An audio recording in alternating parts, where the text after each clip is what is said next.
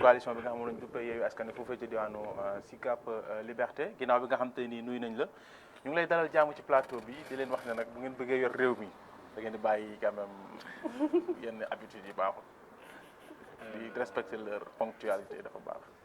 c'est très bien salaamaaleykum. waaleykum salaam. maa ngi leen di remercier ci invitation bi. di dellu tamit di jégalu ci léger retard bi. bu ngande la kay du léger bu ngande. te wax tamit xeer yi teel naa monsieur Mané ma ñor aussi. ay réglé tous mi ngi ñëw te wax tamit ne boo boo yoree liggéeyu jàmbur. ñu am ay responsabilités yu ñu la ci sas. balaa ngaa dem foog mu wóor la ne li ngay bàyyi sa ginnaaw am na koo fi bàyyi ku koy càmbar bu baax. d'accord noo tëb rek dem nekk ci say mbiru bopp alors que am nga loo xam ne ci ngay amee sa teraanga te dañ la ko dénk nga ciy liggéey ak ay doomu aadama te teeloo yëgal ne da ngay dem. donc avant de partir il faut s'assurer qu'au moins une partie du travail à faire a déjà été fait balaa ngaa dem. d'accord loolu indi retard bi nag. liggéeyu jàmbur laa yor malheureusement te dañ ko programmer jour boo xam ne en pleine heure de travail la fekk ñu tëmoon leneen loo xam ne depuis semaine dernière la ñu waroon ko def tey il fallait chercher une personne à déléguer. accepter nañ la sa justification bi alors ñu wuy ci waxtaan wi dugg ci quand même benn publication bu nga xam te ni gis nañ ko ci internet bi. ci la ñuy tàmbale ca Bignona ñu ne Odette Diatta du PASTEF disparaît avec les 265 000 collectés je persiste et je suis lu ni mel yow jot nga ci xibaar. maa ngi koy soog a yëg nii waaye tur bi laay soog a xam ni waaye démb bi nettali nañ ma lii na ma am na benn patriote bu def diw sàngam bërëb sàngam. waaw man ça m'a pas choqué plus que ça parce que fait divers laa ko jàppee. fait divers nga ko jàppee. waaw pourquoi. parce que il faut que ñu nan laa ko mën a waxee comme ni ñu koy waxee ni ko footballeur di waxee ñu def balaa terre. waaw il faut que ñu def balaa terre. patriotes yi ay sénégalais la ñu am. c'est pas une entité ex nihilo boo xam ne dañoo tëb rek bàbbeekoo fu leen neex ñëw ne fi déedéet ay sénégalais lañ ñu ni neen la c'est-à-dire benn Modou Ndiaye la benn Yankoba bu nekkoon la fii ci koñ bi avec ses défauts avec ses qualités mu xëy dem nekk patriote c'est pas parce que xëy na ne patriote la léegi nii à partir de tey dama ànd ak Ousmane Sonko que du jour au lendemain dafay nekk beneen nit jikko yi ma yoroon da koy yóbbaale après nag le changement c'est un processus ndànk la muy dem ci biir ñu koy soññ di ko soññ. mais gënul aussi ngeen di segg ñiy bokk ci yéen parce que barki Dembo Ndiaye lañ fi gis Jibril Ngom. démb ñu dégg fi soxna soos di Odette Diatta. donte ne sax jàpp nga ne quand même ay mbir yu nga xam te ne fait divers la. mais ñiy bokk ci Pastef aussi ñu segg leen bu baax a baax donte ne yéen. li ngeen di gën a naqarlu moo di gestes yu mel noonu. ak comportement yu mel noonu ci biir réew mi. bu leen gisee aussi ñu gis mu commencé fréquent ci seen biir parti bi aussi est-ce que. du li fi nar a njëw moo gën a nar a yées sax li fi ne. alhamdulilah ci niñ ko teelee seetlu ba tax ñun ñu seetlul ko suñu bopp ba tax ñun ñu koy wax. lu ni mel am na feneen fu mu am doo dégg ku koy wax de. si fan. dëkk bi yéen bés bu yàlla sax ñu dégg leen ci ay dénonciation ak ay mbir yu nga xam te ni. non waxewu ma foofu de maanaam ay kilifa yu xam ne fa lañ bokk gis naka sudul noonu seen biir kër ñu taxaw di ko wax di recadrer. d'accord. gisuñ ko fi de. dañ ci war a sant yàlla. d'accord dañ ci war a sant yàlla pour montrer que ñun. dañuy corriger di avancer. parce que encore une fois c'est un jeune parti majoritairement jeune ay ndaw ñoo fa ne. mbooloom diine sax dañ fay daje sax nga dégg ñu ne la kilifa gii rocc nañ téléphone am mbooloom diine. nit day dem julli jàkk sax dellu si ne la an samay dàll. pour te montrer que c'est des faits sociaux. ay mbir la yu nekk ci société bi c'est pas parce que ñu ngi koy dénoncer que ñun ñoo gën sa waaye ki lay sonj gënu la dalay fàttali daf lay fàttali ay mbir yoo xam ne xëy na réeree nga ko mbir wala léeg-léegu jamono jàpp na la ba nga fàtte ko. d'accord patriotes yi ay nit dong lañ. kaaw Jibril Ngom boobu nga may. dinañ ci ñëw ci anam bu mu gën a yaatoo ñu dugg ci waxtaan wi ak li nga xam te ne moom moo nekk aussi déclaration Ousmane Sonko bi nga xam te ne def na ko bi muy waxtaan ak ñi nga xam te ne ñu nekk ci diaspora bi. yëgle na ci le 25 bi ñu dëgmal dina daal di publier livre boobu nga xam te ni ci Ziguinchor la koy yóbbu. déjà lan lañ nar a xaar ci li nga xam te moom moo nekk publication livre boobu noonu. comme d'habitude Ousmane Sonko bu demee ba président Ousmane Sonko bu demee ba bind livre c'est que jël na recul. toog observer ne il faut que ma indi solution comme dernier livre bu mu defoon te bu dooradul dara intellectuel fañ koy xamee ci production la. Sénégal lañ gis nit kuy politique du proposer dara du produire dara ñu mbamb ko topp ko ñun ñu am chance dem ba jëmmi jamono yàlla may ñu nit koo xam ne day ñëw proposer dara bind ba fi les paroles s'envolent les écrits restent tubaab bee ko wax. ñaata yoon la fi bind livre. ñaar solution ak pétrole gaz. très bien mais am na benn écart bu am ci diggante quand même ñaari mujj yi ak bi nga xam te ni ubbi kii na ko quand même lan moo waral loolu temps boobu na mu toog. activité politique. Macky Sall. non. on a l'impression que il est un peu omnibulé quand même ci Macky Sall à tout moment mu ngi ci Macky Sall ba souvent li nga xam te ne baaxoon na koy def souvent day xaw a yéex pour mu. su ma déggee omnibulé damay tiit. il n'est absolument pas omnibulé. non si. c'est juste que Macky Sall moo fi ne di def lu jéggi dayu. d'accord ñëpp di ci teg seen bët ñenn ñi taxaw ne dama ciy dëgg sama tànk ñenn ñi ne damay ragal ñenn ñi ne ñoom dañoo ànd ak moom àndut ak moom te chaque jour mu constaté li waa ji di def contre le Sénégal. waaw contre le Sénégal. moom muy woote ne patriote la foog mu koy wax foog mu koy dénoncer. pour revenir sur le temps bi am entre production wu livre yooyu noonu. ba muy njëkk a bind le livre sur le pétrole est-ce qu'il était encore député non après la nekk député ba muy bind le livre sur la solution c'est que il faut juste savoir que président Ousmane Sonko dafa am ay activités yoo xam ne mënu ko permettre actuellement mu am assez de recul pour def li mu war a def maanaam bind livre par exemple il a beaucoup d'activités il est très sollicité ba pare dañu dëgmal ay élection parti politique dañ ko def pour gagner ay élections le livre c'est une solution c'est une nan laa ko mën a waxee c'est quelque chose qui vient en appoint lu ñu ciy yokk la pour contenu pour bàyyi fi dara pour def une proposition boo xam ne écrite la bu muy bàyyil Sénégalais yi. ça va pas de toi lan lañ mën a xaar ci livre bi lu muy wax. da nga bëgg ma spoiler la wala non nañ xaar ba livre bi génn il va faire une proposition. j'ai pas le droit de faire une première annonce man. Ziguinchor la nar a publier li nga xam te wala fësal li nga xam moo nekk livre boobu le 25. bi mu fa demee bi mu fa mujjee gis nañ li nga xam te ne moo fa amoon ba am ay patriotes yu fa ñàkk seen bakkan est-ce que jël ngeen matukaay yi pour quand même bu fa delluwaatee la fa amoon du fa amaat. d'abord lu fa amoon Ziguinchor. ba ay xeex du xeex de dafa am ñu dóor ñenn ñi fayu réaction la action réaction.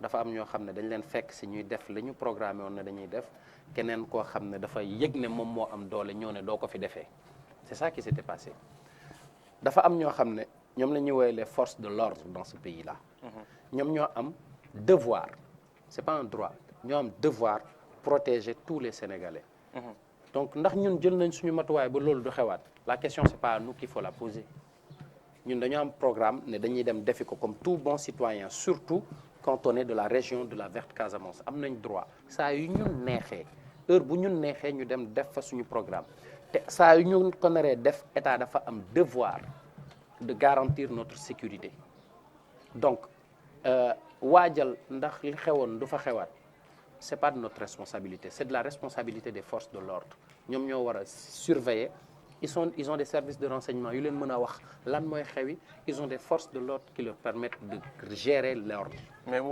quand même comme que amoon na fa tension ak nu mu fa mën a demee woo peut-être les patriotes ya fa nekk ngeen waxtaan sensibiliser leen ba bu leen tappaas aussi ngir quand même bu ñu leen tappaasee tamit wala ñu tooñ leen ñu mën a am benn esprit de dépassement pour éviter événement yi nga xam te ne amoon na ñu wax leen ñu yor jikkoy buqat quoi ah d'accord dama leen laajte rek ñu war leen ah loolu moo yor jikkoy buqat bëgg jàmm moo yor jikkoy buqat saa ku bëgg jàmm du tooñ tant que tooñ jeexul jàmm dëgg ko lal bu dee dëgg dañ koy pousser ne jàmm du am dëgg bi mooy xam nga lan bul attaquer suñu diine ci boppam bu dee jullit nga suñu diine sasuñu comme ni nga koy waxee ci feneen ñu dóor la mbaj nga joxewaat beneen lex bi ñun doxewuñ noonu dégg la surtout quand on est jeune doxewuñ noonu suñu bëggee jàmm dañuy wax ñii attaquer ñu bàyyi di attaquer waaye mënoo bëgg jàmm wax ñii attaqué naan leen non garaawul kon leen def li ngeen def ba pare ñëw ci ñi ñuy attaqué naan leen muñ leen faut arrêter. ñuy attaqué xam nañ leen il y a des nervis un peu partout on les a vus partout gis nañ sax ay nervis yu def seen liggéey gendarme taxaw di leen seetaan gis nañ ay nervis yu ànd ak haute autorité étatique gis nañ leen loolu voilà donc bu ñu bëggee jàmm nañ wax nervis yooyu ñu arrêté. d'accord sëñ bi Mané. Ousmane Sonko fan yu ñu génn quand même gis nañ mu daal di def benn déclaration bu nga xam te ne ñu bëri jàpp nañ ne tàng na lool. déclaration bi sax bëri na ci yéen patriotes yi ñu nga xam te ni quand même neexu leen nan nga jàngatee yow neex na la neexul la nan nga jàngatee déclaration bi nga xam te ne mag Ousmane Sonko mu ko doon def ginnaaw bi moom jàkkaarloo waa diaspora bi. bon neex na ma neexuma pour man c'est pas la question pour man la question. non dafa am soo gisee man ndax neex na la am na say ñoom ñu nga xam te ne neexu leen. waaw seen appréciation yow neex na la donc. kan man bu dee damay wax ci man kese man sama jëmmi bopp. non en tant que dama la fi invité en tant que chargé de com Yewwi Askan Wi mais également membre de Pastef Sicap. oui donc bu dee damay wax loolu. effectivement neex na ma kontaan naa ci lool. d'accord parce que recadrage la parce que dafay joxewaat leçon Ousmane Sonko ci joxe la ko leçon la dëkk. mais malheureusement bu ñu demee ba jëmmi jamono li xale yi naan bu subaa ngay comprendre bu ñu demee ba jëmmi jamono la nit ñi di comprendre waa ji pourquoi il a fait ça et bon ça c'est la marque des visionnaires Ousmane Sonko président Ousmane Sonko dafa doon wax ak ñan patriotes ya nekk ca diaspora bi. ñoom la doon waxal. dafa def intervention dans le cadre d'un live ak patriotes ya nekk ca diaspora bi. mu leen di citer en exemple ci seen taxawaay. boo jàkkaarloog ay nit am ku nekkee nii def lu rafet am ku nekkee nii am ay juumte. def lu ñaaw bul na juumte ndax yaa ne rafet ak lu ñaaw. njuumte laa koy woowee. d'accord waaw ba tey comme que seen biir la. njuumte laa koy woowee. booy waaw góoral ki def li nga xam ne ñëpp a koy rafetlu da ngay dellu si ci ki nga xam ne la mu def du noonu sonjaat ko fàttali ko ne am na koo jàkkaarloo. ñan ñoo def lu dul noonu. ñi mu cité lan la cité. ne am na ñoo xam ne saa yu ñu defee investiture ñoom ñoo dul kontaan ñoom ñooy gedd ñoom ñooy mer mais c'est des faits qu'il a relaté. kon ñi nekk fii lay waxal. ñi nekk fii lay waxal. yow ci nga bokk kon. non bokkuma ci. ñan lay waxal kon bu fekkee yow boo ne bokkoo ci keneen ne bokku ci effet au final kan la ñuy jàpp ne moom la Ousmane Sonko di waxal. ci waa xam Pastef nga da nga bëgg ñu citer ay tur. bon dañu bëgg mu leer aussi quand même. dinaa ko leeral sans pour autant être obligé de citer des noms. d'accord je peux. d'accord am na lu fi xewoon fan yéele ci période juste investiture locale yi côté Mbour. ba ñu def seen primaire locale foofu ba ñu obligé ñenn ñi def recours ne d'accord ñu jox recours lañ mujj jox dëgg. loolu c'est un fait c'est quelque chose qui s'est passé. waaw c'est dans nos rangs. am feneen fii juste pas loin côté Mariste. ay patriotes yu geddoon. am Grand Yoff parce que. am na ñoo xam ne dañ demoon ne dañuy créer seen liste parallèle. effectivement. li président Ousmane Sonko def c'est juste un bref récapitulatif des faits dafa fàttali li xewoon ci jamono jële ba pare fàttali ne loolu waru fi am. il a sifflé la fin de la récréation c'est tout à fait normal aywa kañ la président Macky Sall di siffler la fin de la récréation dans ses troupes. on parle actuellement de Pastef. moi je fais le parallèle. d'accord. je fais le parallèle. mais leader pour leader c'est sur Pastef. oui Ousmane Pastef Sonko jafe-jafe yi pourtant jox naa la contexte bi de. dafa jàkkaarloo ak patriotes ya nekk. diaspora ba nga xam ne ils sont désintéressés ils font leur travail ils financent ils font ñenn ñi ils font 600 kilomètres juste pour ñëw assister à un meeting. d'accord mu def parallèle ak li xewoon fii. d'accord ci période bii. ñi nekk fii dañu jàpp ne quand même Ousmane Sonko wekk gi nga xam te ni war na leen ko wekk ak cër gi nga xam te war na leen ko jox dafa quand même manqué yow lu ni mel ngay partagé wala. non xaajuma partagé loolu man dama jàpp ne dafa wax dëgg dans le blanc de l'œil bu dee nag nit ki mu def safaan nga wax ko du wax dëgg y a un problème dégg naa ñeneen ñu naan ma waru ko woon wax en public parce qu'il y a des gens qui reprennent ça contre nous. waaw c'est pas grave allons-y est-ce que c'est ça le plus important. et liste parallèle sa problème la. liste parallèle yooyu c'est un problème c'est un gros problème c'est un gros problème et il a raison de le relater ça c'est la première élection locale à laquelle participe Pastef avec Yewwi Askan Wi. donc il y a des leçons à en tirer dañuy jàng nous ne sommes pas des politiciens experts.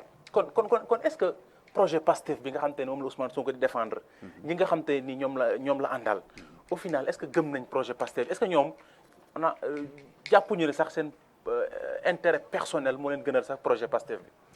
du ma ne en fait c'est un projet heureusement que yow sa bopp wax nga ko c'est un projet moom ci boppam parce que moom la ñu dégg mu koy wax en soi projet la. moo ko wax te moo koy porté te man ci sa bopp maa ko gën a gëm moom que c'est un projet waaw loolu war na laa doy moom président Ousmane Sonko man Yankoba Mané maa ko gën a gëm projet bi. bu ngeen ko gëmee ba pare doxalee noonu ni mu bëggee loolu. déet bul ne bu ngeen ko. je parle de façon générale. parce oui, que mais justement, déjà identifié wu ma exactement ne ma diw mi wala ñii nii ñoom ñoo waral Ousmane Sonko di yëkkati kàddu yi mu yëkkati. dama lay jox benn exemple damay ñëwaat à un niveau encore plus petit. waaw saa yi da ngay jël benn kër ñu bokk ndey bokk baay bokk ñu jikko kii jub nekk doon nit ku baax jàkka ja école wàcc na dimbali waa kër gi kii lijjantiwul loolu yëpp lu ko neex lay nekkee mooy saraxu kër gi. Est-ce que pour autant bokkul ci kër gi. ci kër gi la bokk. c'est exactement la même chose. Pastef à une échelle nationale. sauf que fii on parle d'un projet moom ci boppam wax na ko c'est un projet de société boo xam ne ñun liñ ci am comme objectif on pose les fondements de ce projet là boo xam ne on se dit que d'ici 50 à 100 ans ce sera un autre Sénégal boo xam ne ñun ñoo semer les graines yi ñu fay yóbbu mais ci loolu nag faaw ngay góob bi di dindi yenn yoo xam ne naka su dul noonu la ngay jubanti di gàgganti pour ñu avancer c'est tout à fait normal. d'accord. C'est tout à fait normal. C'est un projet de société qu'on construit donc il faut que ñuy corriger di gàgganti yenn yi mënut a ñàkk. Ahmed. merci beaucoup monsieur Mané. man sama laaj c'est par rapport ak liste parallèle yi am. pour man ci sama xalaat bu gàtt. démocratie la. et dama jàppoon ne aussi comme ni ngeen jàppee ne yéen a war a coppi mbir yi muy système bi muy.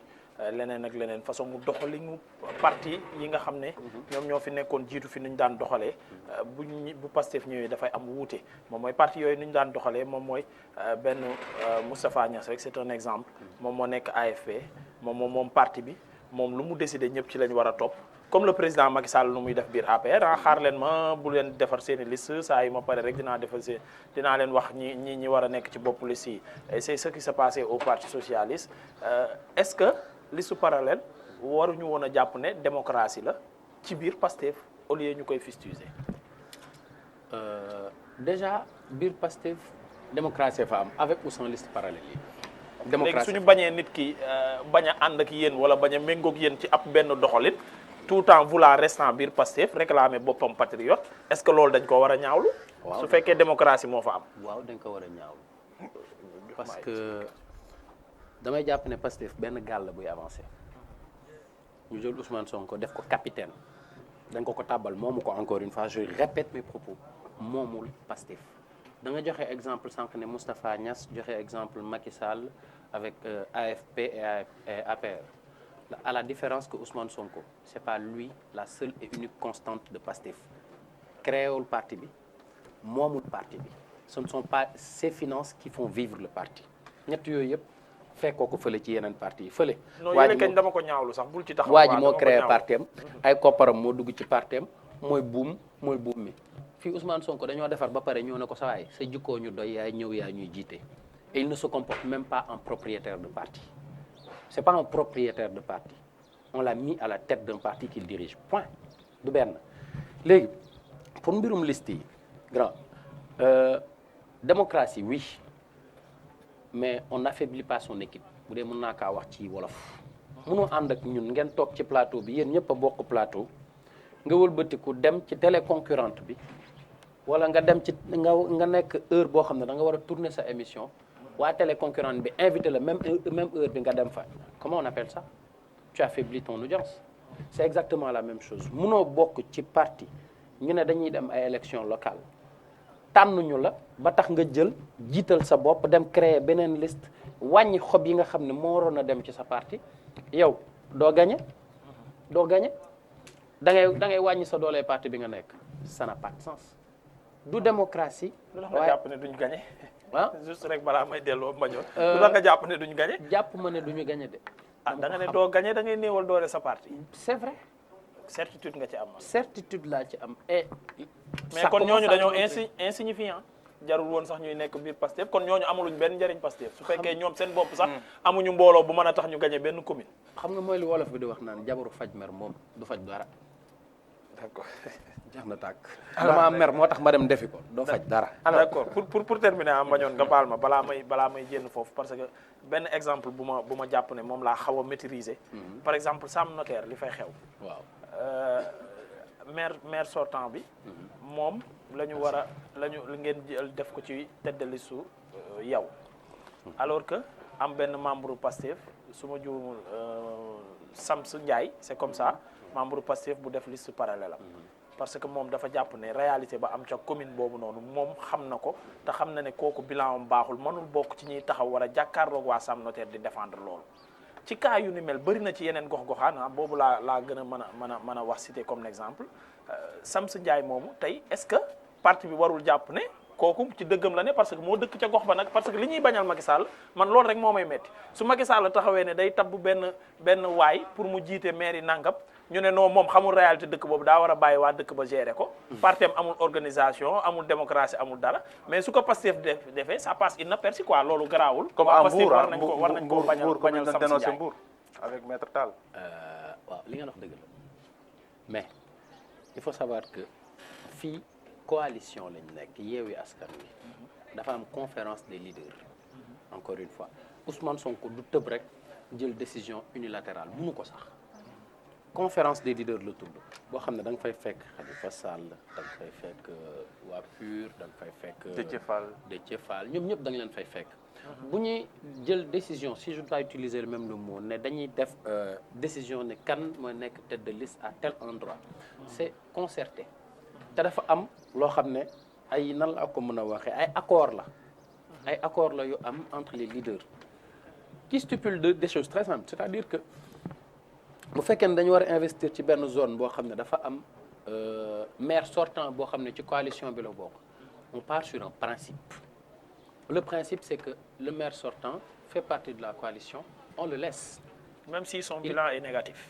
il défend son bilan justement c'est justement pour ça qu'on le laisse pour qu'il défende son bilan même s'il est négatif il doit pouvoir le justifier même si su nekkee ci posture bu baaxul ka dëkk ca dëkk ba ne par exemple comme tey jii nii bu ñu demoon Saalum Mandione Aïdara jàpp ne maire ba fa nekk actuellement nii bu ngeen ko tabbee ci liste bi défaite dong lañ ci jëlee parce que waa Saalum suur nañ ko moom mu fa nekk xam réalité bi ne bu leen ci dugg ngeen dugg ci. ngeen ñan. waa yow leader yi waa Yewwi Askan Wi parce que leader yi d'habitude duñu xam réalité bi am ci. effectivement et c'est ça le problème aussi. léegi leader yi c'est ce qui s'est passé même sama commune à Ndiébel. c'est que xam nga Yewwi Askan Wi kañ fa investir. c'est que xam nga. lépp lu ñu bëgg mu dox faaw ñu utal ko ay kilifa yi nag ñooy jël décision am na décision yoo xam ne boo ko contesté xeetu nan laa ko mën a waxee rébellion lay nekk on accepte et on avance c'est pas parce que nee nañ la que maire bi fi nekk son bilan est négatif on te dit tout ça que yow tu vas créer une autre liste pourquoi ne pas essayer de trouver un consensus avec ce maire là waxtaan ak moom surtout que vous êtes dans la même coalition bu ngeen bokkee coalition mooy yéen a war a bokk réunion yéen a war a ànd bu ngeen koy tàbb ça ne veut pas dire que c'est lui la seule et unique constante ci benn coalition lañ nekk encore une fois bu nekkoon ñun kese la Pastef la coow li du am mais dañ nekk coalition il faut que ñu gérer ñeneen ñi il faut que ñu nangul ñeneen ñi seen cër. te bëggoo leen coalition bi tas wala muy am xiiroo seen biir. c'est pas à moi d'en décider loolu. non c'est une question et kon fi may daane la jël naa lu bari ci kii wu. jëlal donc dégg waxu kilifa yi bañ coalition bi tas moo leen gënal intérêt askan wi. non loolu lay xaw a nuru nag. ah d'accord intérêt askan bi lan la. intérêt askan bi mooy ku nekk askan wi ñamu yellool wala ña fa toogoon te ñu gis ne parce que ku yor ba pare moo gën a neex a juger ku yor ba pare defoo fa tous wax dëgg yàlla ay affaire de coalition ay affaire de déggal kilifa ay affaire de coalition bi bañ a dem nii warul tax ñu koy forcer waat waa askan wa. est-ce que xam nga kon bu ñu defee loolu kon nekkatuñu ci politique dañuy woowee affaire bi beneen tur. waaw justement moo tax dañ koy woowee beneen intérêt coalition bi moo leen gën a. non intérêt askan wi ndax loolooy politique du Sénégal nag ba ñor. par rapport ak tuuma yooyu nga xam te ne wala sax kaddu yi Ousmane Sonko doon yëkkati. man dama for ci ay xibaar que ne yéen lay waxalaan je sais pas. ah bon waaw ñun ñan. yéen waa SICAP dégg naa yéen lay waxal. ci ban pàcc. wax bëri na de par rapport ak ñi nga xam te ni quand même dañuy changer ay tête de liste effacé remplacer ko ak ay yeneen leader. loolu nga for ci weewu bay. ci weewu bay am na wala amul. d'accord je suis très content que nga posé question boobu noonu tey parce qu'il faut ñu répondre ci loolu dafa bëgg da ngeen bëgg mu leer. c'est pour ça que je suis sur ce plateau. voilà tey dina leer ñun Sicap Liberté. dañ nekk en coalition. ñun comme ni ko yeneen ni mu amee ci yeneen parti yi. dans Sicap Liberté il y a 13 entités de Yewwi Askan Wi yu fa daje. balaa ñuy dem ca élection ya il y a des choses yoo xam ne ñun en interne biir Pastef c'était nan laa ko mën a waxee c'était des acquis ay acquis yu ñu am yoo xam ne ça a été prouvé par le travail abattu en amont li ñu njëkk a def moo tax ñu am acquis yooyu. ñu dem ba dugg ci biir coalition bi ñu consolider suñuy acquis confirmer suñuy acquis ba ñu demee ba au dernier moment la am ay ngandam malentendu entre les différents leaders de la coalition au niveau de Sicap. Et c'est tout à fait normal lu normal la ah. bañ ak làmmiñ sax a dëkk te léeg-léeg nga ñu ci yonte affaire yu saf après ça veut pas dire que duñ nekkaat dafa am ay malentendus yu rëy yu amoon entre les différents leaders de la coalition au niveau de Sicap. ñu dem arbitrage au niveau de la conférence des leaders ñu consolider ñu ba ñu consolider Pastef am lu xew peut-être manière bi ñu régler problème bi mooy sànq li ma doon wax ne patriotes yi ay jeunes lañ ay sénégalais lañ ay nit dong lañ dañuy juum ñuy gàggante on peut dire que sur la manière on y allait un peu forte on y allait un peu de façon forte voilà mais à culpa nangu nañ ko ah mais après loolu yëpp dañ toog waxtaanaat li nga naan même guerre sax ci toute table lañ koy régler dañ toogaat waxtaan situer les responsabilités on s'est regardé dans le blanc de l'œil on s'est dit la vérité ku nekk xam yow exactement lan mooy sa responsabilité lan nga def loo wartoon a def léegi loolu yëpp dellu na suñu ginnaaw c'est derrière nous. démb ñoo defandoo porte à porte Liberté 4. d'accord bien bu fekkee accepté ngeen ne yéen bokk ngeen ci Ousmane Sonko ñu mu doon xalab rek donc on avance. je dirais pas bokk nañ. alors ba tey ci li am on comprend aussi peut-être kon wàllum coalition yi aussi da ciy jouer parce que tamit boo nekkee en coalition foog nga nangu dara bañ dara aussi parce que c'est normal par rapport ak li nga xam te ne moom moo nekk aussi Macky Sall barke démb li nga xam te ne def na ko ci jam ñaaju waxtaan nan lañu séddale li nga xam moo nekk pétrole beeg gaz bi yéen bokk ngeen ci ñi bind sax ci wàllum pétrole beeg gaz bi seen njiit Ousmane Sonko Macky Sall nekk ci beneen paradigme woote ngir ñu loolu diisoo waxtaan ngir ñu xam nan lañu séddale li nga xam te moom moo jëm ci wàllum pétrole beeg gaz bi lañ cee am ci koppar ndax lu ni mel convaincre na leen yéen ñi doon ŋàññe ne mbir mi dëppoowut ak yoon. demul ba ñuy convaincre. ah bon mosuñoo convaincre. lii day survenir ban instant bi ñuy wax ay waxu menace de plainte à l'international contre lui loolu yëgu leen ko. quelque temps après ñu dëbal ne waaye rencontre encore ñaata yoon lañ def ay sommet sur le pétrole ñaata yoon. diggante bi ñu découvrir pétrole beeg léegi bi ñu commencé def recherche yeeg attribuer points yi ak li xew lépp. ñaata yoon la waa ji dajale nit ñi day wax ci pétrole bi ça ne vous semble pas suspect. te ku ci bëgg a wax mu ne la non yoo xamoo ci dara te moom ñoom ñi ci xam dara ñëpp gis nañ fa mu mujj. ana rakkam borom kaamil bi ki ñëwoon teg kaamilam. kan tu veux parler de qui. ah une personne. non booy wax aussi ngay ñeme ci li ngay wax tamit. booy ñeme ba toog fii. ki ñu yoral ñun ñëpp suñu 400 000. waaw mais kan la. kan la. ki taxoon sénégalais yi di génn di def ay marche ci dernière CAN bi bañ naan la CAN la c'est une CAN Petrogaz au Sénégal. kan la anam tu parles de qui. saa bu fekkee da ngay wax te ñeme woo ci li ngay wax on avance parce que man dama la fi invité pour quand même. est-ce que dama war di tudd ay tur. waaw mais kon nga noppi. ok Aliou Sall. d'accord. est-ce que aujourd'hui dinañ ñu woo ñun di ñu wax ci mbirum pétrole gaz naan ñu woy salaire yi duñ ko yokk en fait man dama yàpp ne ay kokkali la quoi yow ñu découvrir sa dëkk pétrole. ngay wax nit ñi ne duñu yokk seen salaire pétrole ban njëriñ la leen amal. pétrole ban njëriñ la leen amal pétrole bu dee mënta yokk koom-koomu doomu aadama yi ban njëriñ la ñu amal c'est très maladroit c'est hyper maladroit. munoo dajale nit ñi découvrir pétrole ba pare naan leen duñ ci yokk salaire yi il aurait pu dire tout sauf ça tout sauf que duñ ci yokk salaire yi ndax découverte pétrole égale dundu naataange buy yokk te loolu mu ngi tàmbalee ci yokk salaire yi mu ngi tàmbalee ci am liggéey yokk salaire yi nga leen du ma yokk seen salaire.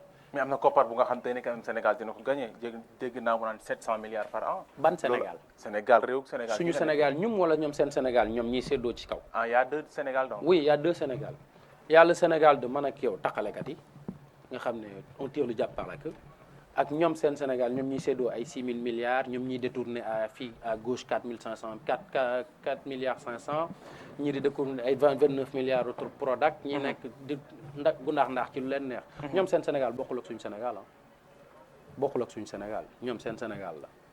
d'accord sama avant dernière question Mohamed Ndoye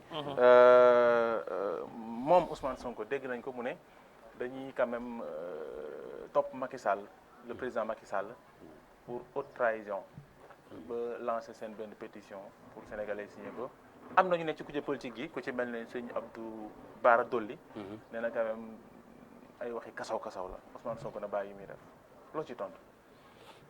d'accord waxi kasaw pour waxi kasaw moom waxam yooyu fu mu ko teg. parce que aussi mais nañu delluwaat ci haute trahison Ousmane Sonko lan la ki mu soti Macky Sall lan la def bañ war ko toppee haute trahison. yéen a ngi fàttaliku démission wu Thierno Alassane Sall. effectivement. lan la waxoon ci bi muy démissionné. fàttali ñu ko. qui va pas faire ça il va jamais signer ça c'est pas dans l'intérêt du Sénégal loolu la waxoon. c'est pas dans l'intérêt du Sénégal. ci contrat pétrolier ak gaz. Dès l'instant qu'une haute autorité présidentielle ose démettre un ministre qui dit que je ne vais pas faire ça parce que c'est pas dans l'intérêt du Sénégal haute trahison mu ngi dugg rek ci parti yi. mais Ousmane Sonko évoqué wul li nga wax ni moom ci li mu recevoir Djibril Ngom la. loolu beneen détail la loolu pour man sax loolu c'est du recel. Le gars c'est un voleur ce Djibril Ngom là c'est un voleur. Il a volé et puis c'est tellement maladroit c'est tellement gauche et malsain ce que monsieur Macky Sall a fait yow kii sàcc la ñu naan wuup ñëpp di ko seet gisuñu ko ñuy génnee ay lampe di nit anamu ñu xëy gis nga recevoir ko palais comment on appelle ça en fait c'est même un manque de respect pour les Sénégalais. D'accord. nit ki sàcc ñu koy seet xëy rek gis ne palais la fële te ñëpp d'accord nañ ne kii dañ ko dénk dara mu sàcc ko dem ñu xëy gis ko palais. c'est quel exemple qu'on donne à la jeune génération qui essaie de faire de la politique sama classe gi soog a dugg ci politique kon ñun lii la ñuy jàng ne waa ji sa liste parallèle liste nu mu tuddati liste adversaire yi fexe tout ba bu mu àgg ba mu ko déposer. mais sànq tamit am na lu mañoon waxoon da ngeen ko xaw a cof mais c'est important parce que cas bi de loolu lay wunduwaat. moom mooy est-ce que jotul yéen waa Pastef ñi ngeen di àndal wala ñiy ñëw seen biir ngeen xoolaat leen balaa ñu leen di indil ay gàkk-gàkk ndax suñu tuddee démb koo xam ne dafa def détournement ngeen jëlaat koo xamante ni def ko lu toll ni ngeen ko defoon mandataire mu war a yor seen i dossier te kooku xooloo leen ko xoolaat ko ba mu jur lii tey est-ce que finalement ngeen baal ma entre guillemets du naïveté ci seen côté. du ma ne naïveté je dirais expérience mooy dugg expérience accumulation de petites erreurs et d'échecs mooy expérience ñun parti bu bees la encore. da ngeen parti bu bees la mais da ngeen a bëgg a juddu màgg tey dox tey tekki tey aussi. on a l'impression de ça. fa la jamono toll. c'est que parti bu bees la mais du parti bu ndaw. parfois damay dégg ci seen discours lu bari ngeen koy wax. c'est-à-dire ñàkk a bari at. taxul yenn légèreté yi war leen a dal. Pastef parti bu néew at la. waaye du parti bu ndaw. yenn affaires yi waru fa xew. ci bopp yi ñuy gis ñuy toog ci plateau yi ci njiit bi ci leneen ak leneen am na yoo xam ne parti bu toll ni Pastef ak nit ya ko ŋànk yooyu waru leen a dal. c'est très vrai encore une fois moo tax ma ne la erreur mënta ñàkk. mais erreur ba kañ. erreur ba te ñeneen ñi bu ñu amee erreur ngeen ne du erreur. yan erreur ay cuune la ay cuune lañ. du benn fële ñeneen ñi dañ leen seetaat leen tànn leen. ci biir des millions de Sénégalais. ne leen yow yaay jël ay décisions pour les Sénégalais saa ñooñu amuñu droit pour jël erreur ñii kenn fayu leen Sénégalais fayu leen ils ne travaillent pas pour le Sénégal c'est des militants ñoo xam ne fayoo leen pour ñu def li ngay def ñoom ñooy jóg jël seen xaalis daw ñëw ñooy jël seen temps bàyyi seen ay activités ñëw ci ay réunions. d'accord c'est pas pareil ak ki nga xam ne état moo koy employé fële ñële defuñu erreur ñële xam nga lu ñu def. tayeef. d'accord ñii dañ nekk di jàng c'est tout à fait normal. sa wujju du set alors. waaw. alors ñu daane la ci quand même ñoom François Hélène ñoom maître El Hadj Diouf gis naa leen barki démb xaw ma démb ñuy amal ab benn ndaje ne dañ ci def quand même fête honneur ki nga xam moo nekk Adji Sarr di sàkk aussi ñu daal di quand même atte Ousmane Sonko Adji Sarr lan nga ciy tontu. yow sax bi ngay posé question bi dama doon reetaan. non c'est que sa réaction moo ma def ay sa réaction avant may pare quoi. En fait mooy li tubaab bi naan c'est ridicule c'est juste ça que j'ai à dire sur ça ils sont ridicules. li ma am pour tontu ci mooy 14 millions 14 Sénégalais sont morts ñu ne dañ koy sargal dañ koy décorer quoi tout est parti d'elle et 14 Sénégalais sont morts. ah bu fekkee ci acte bi ñu présumé ne dañ ko def kay aussi buñ ca sukkandikoo ci leneen ci li muy tuumal ne Ousmane Sonko moo ko def. on attend toujours qu'elle accouche ñu ngi xaar accouchement. d'accord man sama laaj bu mujj ñu tëjaale ndax waxtu bi mu ngi ñu doj il est 10h06. dama koy par rapport ak yaa Yewwi Askan Wi pour ñu tëj ak candidature Barthélémy Dias fii ci Ndakaaru jàppoo leen ne politiquement mën na nekk danger ëllëg ci Ousmane Sonko su Barthélémy Dias nekkee maire de Dakar ci présidentielle ya ñu jëm. pourquoi le tout politique. comment. pourquoi le tout politique. Barthélémy Dias mairie lay yóotu. Ndakaaru ànd ak Yewwi Askan Wi. Ousmane Sonko mairie Ziguinchor lay yóotu falaa toll. duma Nostradamus duma kuy gis ëllëg fi ñu toll nii Barthélémy Dias mairie Dakar lay. mais Yankhoba Mané dinaa la suivre ah bés bu ma la déggee ngay wax ci 3e mandat dinaa la ne tolluñu fa. pourquoi. ma laaj la ci question bii nii projection wu 2024 Barthélémy Dias parce que nous sommes en politique tous calcul Barthélémy Dias su nekkee mairie de Dakar est-ce que jàppoo leen ne mën na nekk danger ci présidentielle yi ñu jëm pour Ousmane Sonko parce que concurrent lay doon que ça soit mu gunge Khalifa Sall que ça soit mu nekk candidat boppam parce que pouvoir lay yor te dana am doole. day gën a jox doole démocratie sénégalaise benn bu ñu àggee ci loolu dañ ciy sant yàlla que démocratie sénégalaise war a mën a am Ousmane Sonko Barthélémy Dias c'est une excellente chose pour la démocratie sénégalaise léegi nag je reviens à li ma waxoon tey instant bii nii dañu nekk ci campagne locale Barthélémy Dias di yóotu Ndakaaru Ousmane Sonko di yóotu Ziguinchor yàlla na leen yàlla may ndam ñoom ñaar ñëpp. bu ñàkkee Ziguinchor conséquences yi risque bi ngeen jël nii est-ce que natt ngeen ko Ousmane Sonko ñàkk Ziguinchor. déjà man. ku yóotu Sénégal ñàkk sa gox. éventualité boobu envisagé wu ma ko xalaatuma ko envisagé. dafa optimiste nag man moo tax mu neex ma dafa. xalaatuma ko envisagé Yankhoba. xalaatuma loolu xalaatuma ko sax ndax xam naa ne lu leer la yor. moom ci boppam wax na ko nee na su ma gañewul Ziguinchor lu ma leen waxati bu leen ko gëmati. donc bés bu ko gañewul aussi Sénégal yaa ngi dégg VAR mu ngi fi. xam man la laaja day gagné Ziguinchor waaw président Idrissa Seck de moom ne woon na bés bu ñàkkee Thiès day arrêté politique yàlla dogal na ñàkkagul Thiès nag moom. moom tamit Yankhoba da ngay saboté quoi ma ñoon ma bàyyi la ñu tàggatoo. alors merci beaucoup Yankhoba di ko jaajëfal bu baax a baax ci li mu répondre suñu invitation. donc sa kàddu gu mujj rek. sama kàddu mu mujj mooy Sénégal lañ nekk ñun ñëpp ay sénégalais lañ. amul sénégalais de première zone et sénégalais de seconde zone ñun ñëpp ay sénégalais lañ. nañu defarandoo Sénégal bi ñu bëgg du ñun bi nga xam ne ñun ñoo koy fekkee muy neex. donc tey lañ koy commencé saxal di ci liggéey ndànk-ndànk ngir suñuy doom mën cee bénéficier wu. dina bëri nag ay imperfection ay nit ñoo xam ne nag su dul noonu la ñuy ñëwee mais dañuy defar ndànk-ndànk kuy defar far force il faut que mu am loo fiy génnee. ñun ñëpp ay sénégalais lañ amul patriote bi amul apériste bi ñun ñëpp on est des sénégalais et c'est le Sénégal qui est le plus important avant et après c'est le Sénégal qu'on va retrouver élection yi ñu jëm yàlla na yàlla may ndam waa Yewwi Askan bi te yàlla na yàlla def jàmm ci élection bi ñii di ñëw di dóore yàlla na yàlla téye seen loxo ba buñ dóor kenn jàmm am amiin jërëjëf merci beaucoup monsieur Mané di la jaajëfal bu baax a baax ce fut vraiment un plaisir de vous recevoir.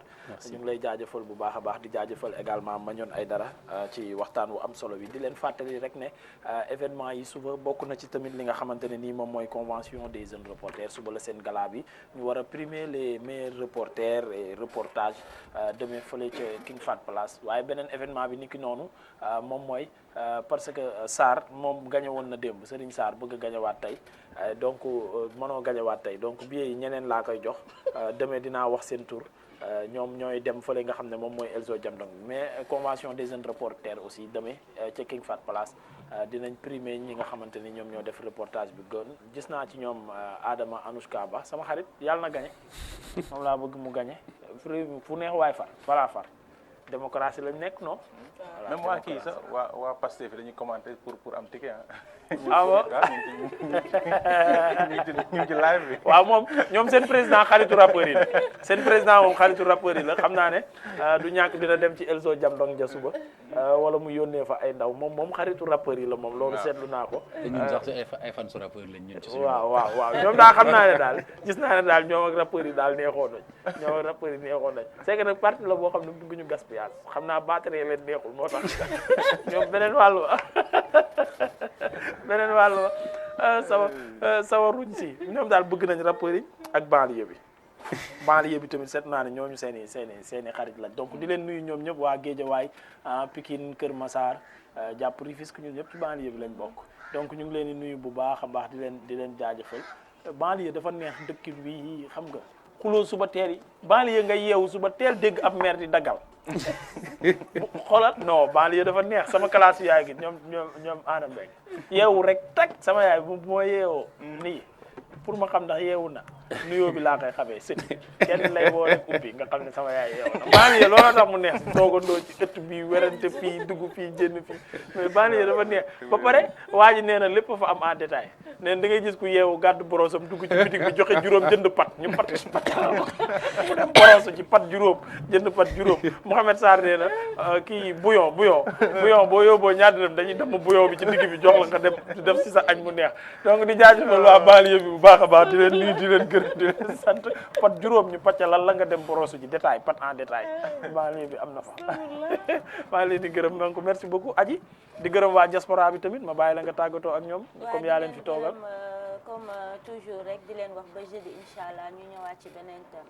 ayca merci beaucoup Adji Samb moom moo ñëwoon tey ànd ak ñun ci au bout du fil di ko jaajëfal bu baax a baax Rose ba ëllëg ñu ñëwaat ci yeneen buzz. ba suba incha allah ñu ñëw ci yeneen buzz. ma ñoon ba ëllëg ñu ñëwaat ci beneen gan gu am solo. incha allah doon am mbégte gu mag a mag rek doon partager plateau bi ak yéen jox leen rendez-vous demain incha allah ak beneen gan ci bët. ayca monsieur Mané aussi maa ngi koy jaajëfal bu baax a baax di jaajëfal képp ku jàppoon ci liggéey bi ba mu yemb ba ngeen mën ñoo dégg ko gis Oumar Samb moom moo nekkoon ci coordination bi di Omzito ki nekkoon ci réalisation bi moom mooy Abdoulaye Fall cadrage bi Oumar Sakho moo ci nekkoon feggoo woon ak ki nga xamante ne nii moom mooy Aliou Ba man maa nekkoon ci présentation bi di leen jox dig daje ëllëg incha allah ci beneen jotaay yu bët set bonne journée à tous jaa ngeen jëf. Yeah.